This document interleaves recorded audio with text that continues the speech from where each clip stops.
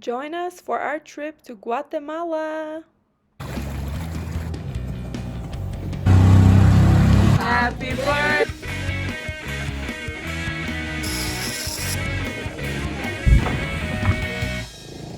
So we landed in Guatemala City, but we took a shuttle right away, straight from there to Antigua, which took about an hour and a half. There was not a lot of traffic. And we stayed in Antigua for about 4 days. Unfortunately, we both got a little bit under the weather there, so we didn't get to enjoy a lot of it, but we did film a lot of good places that we ate at, so we want to share it with you guys.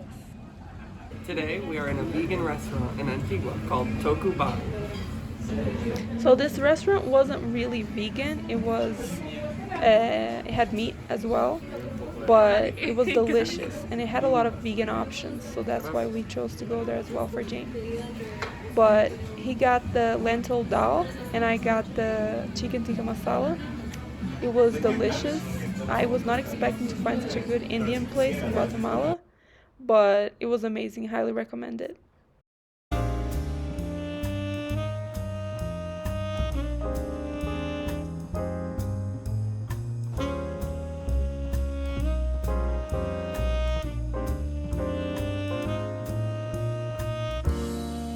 Hello, hi everyone. We're here at Da Vinci Italian restaurant in Antigua. And you may be wondering, why are you in an Italian restaurant in Guatemala? Well, James was feeling spaghetti on his tummy. So that's why we're here. And I think it's gonna be good. We're gonna show you how we feel about it. First we got the bruschettas. We couldn't wait, more specifically James couldn't wait to eat. So here we go. How is it? It's garlicky? It's garlicky, has some cheese in it, some pesto. Very nice. So far, so good. He got the pesto pasta. Delicious? Nice. It's my go-to every restaurant I go to. It's the spaghetti bolognese. You know?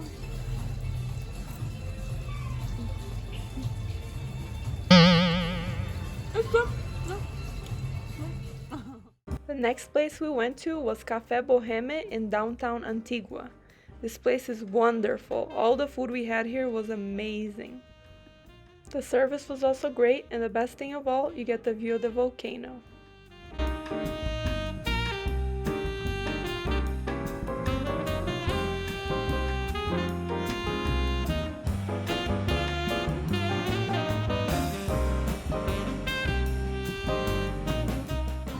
We had 2 croissants, an orange juice, and a matcha drink that day, and everything was delicious. And every day we went, everything was good too.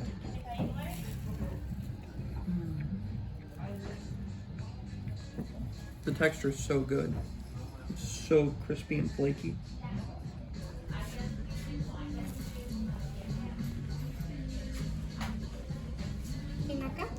We also got this quiche twice, and it was delicious every time. And look at the presentation, so cute with the flower. Qué linda la comida. This fruit bowl was also really good. And we also got a cacao bowl there another time, and we ended up having that multiple times. Then the next day we went on a little mini tour to a Jade House, Casa de Jade in Antigua, where they show off all the jade history behind Guatemala, how it's important for the Mayan people, and they have people actually polishing jade there, which is really cool to see. And they show off how ancient the use of jade is for the Mayan people, and also the importance of it. They used to bury people that were important with jade necklaces, and here it's showing how they used to make the jade jewelry, which is by cutting it, hammering it down to carve it. Then they would puncture a little hole in it, and then polish it off, and then there you go. That's James, and that's one of the showing how they buried the people with jade necklaces. And that was pretty much it for us during our time in Antigua. We didn't get to do a lot there, unfortunately, but then we went over to Lake Atitlán, and that was an amazing time. So let's go to that next.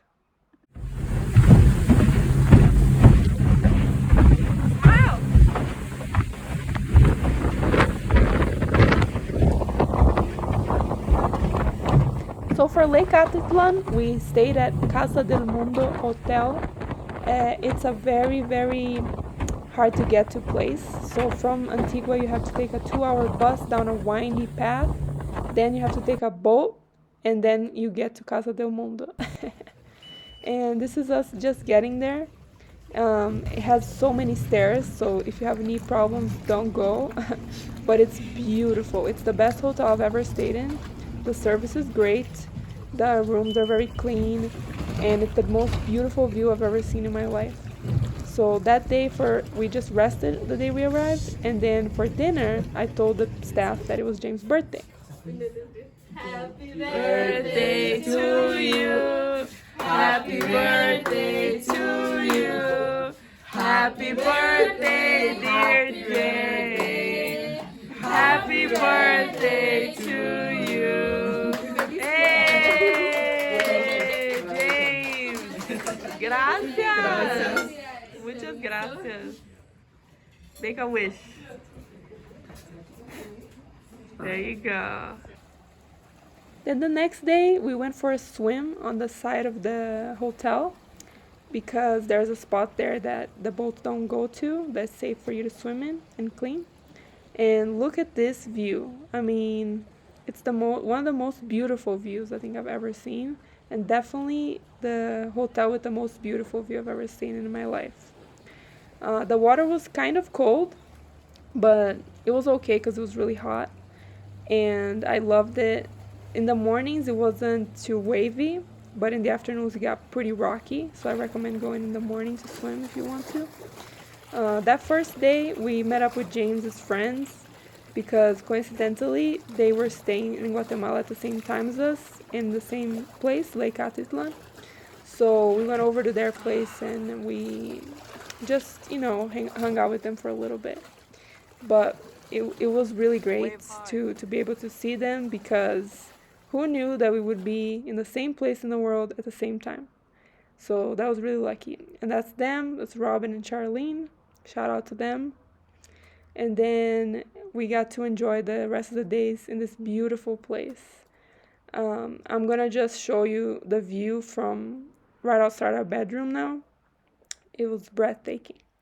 And everywhere in this hotel, the view was breathtaking. So I'll leave you to a little montage of the views.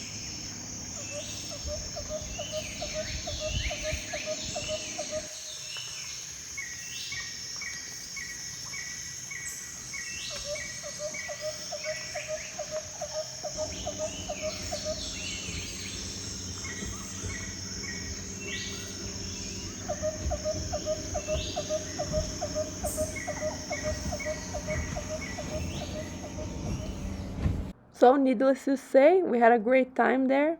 We had dinner there most nights, but there's a restaurant near it called Indigo that's actually really nice. We went on a day trip one of the days to 3 different villages that were around the hotel. And you can get this through the Casa del Mundo hotel itself if you want. So a boat picked us up in the morning and we spent all day going around. The first little village was this one. You're gonna forgive me, I don't remember the name of each one, but it was a very nice little village. We went by tuk-tuk all the way to the top, and the driver dropped us off at a location where we were able to take some really nice pictures that you're gonna see right here. So very grateful for that. That was all included in the tour. And we stayed there for about, I don't know, half an hour or so. And then we headed back to the boat. And then we went on to see a different village. So this is the second little village. This one we got to see a cacao factory tour, which was really cool to see how the cacao is made once again. And I'm gonna leave you to the lady speaking about it. And this is the cacao tree. This tree only can grow in warm and tropical places. The scientific name is the Broma cacao. It means food of the Pacific. Here in Guatemala, we have 3 places where it is grown. There's all in the central north south Pacific, which is the Peques and San Marcos de Parque. And check out James making cacao paste. Repeat after me. Bate, bate, chocolate. Bate, bate, chocolate. Bate, bate, chocolate. Very good. Something we noticed a lot during this trip was that Guatemalan people make really, really good artesanías, which is crafts basically. And they are very good painters. There were some beautiful murals around the city. They know how to do beautiful jewelry with beads. They also know how to make beautiful clothes, which I'm going to show you next. We actually got the chance to go to a textile factory too, a cooperativo, which is really nice. And everything they make looks so colorful and so pretty. So when we have a house someday, we definitely want to come to Guatemala and get some stuff to decorate the house with, because they make the most beautiful things that we've ever seen so far. So if you want beautiful stuff, go to Guatemala.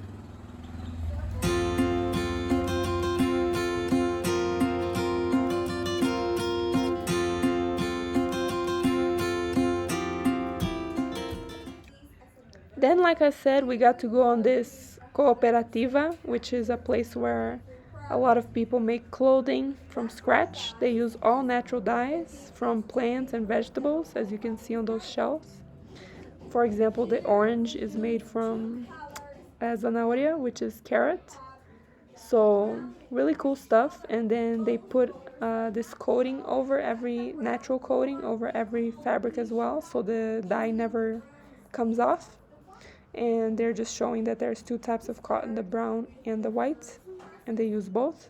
They weave everything themselves, and this is a really good way to support the local community if you go to one of those cooperatives and get yourself a scarf or a shirt, and they all look really nice too. So highly recommend.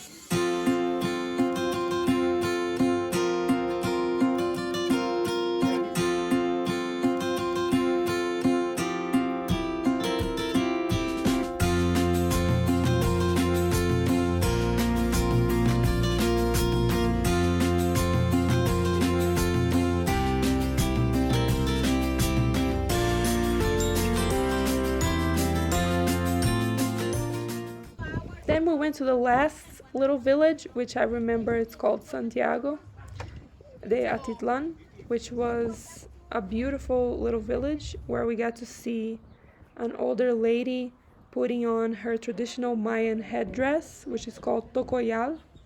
And this headdress is actually a sign of respect and love for the Mayan culture, which all of these people share. In every one of those villages around Lake Atitlán, most of the population is Mayan, and they still wear their traditional Mayan headdress and clothes.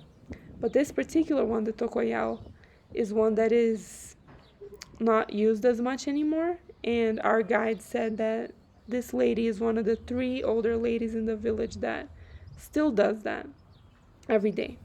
So it was really a treat to be able to see her putting this on.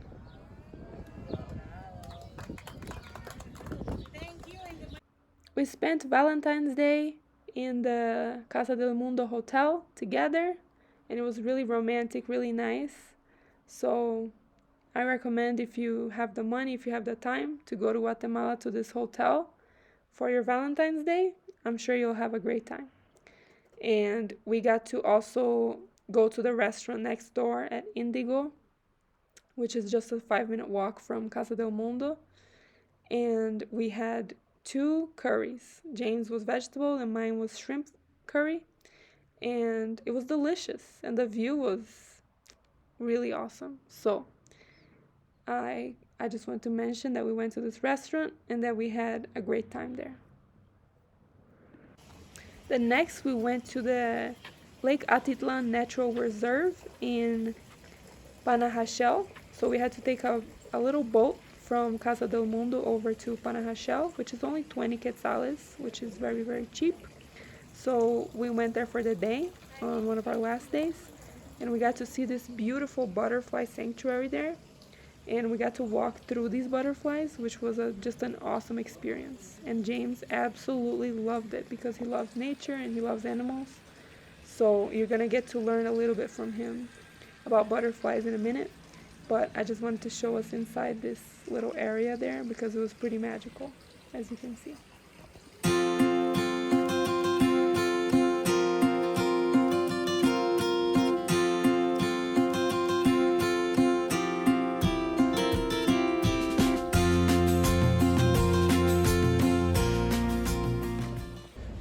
Hi, I'm going to share some facts about butterflies. So, butterflies don't actually go to the bathroom. It turns out that when they're adults as butterflies, they just survive completely on nectar, which is just sugar and water. So sometimes they have to let out some water, which happens through their abdomen, but otherwise, they don't go to the bathroom. So, apparently, butterflies have teeth. They have opposable toothed mandibles. Who knew?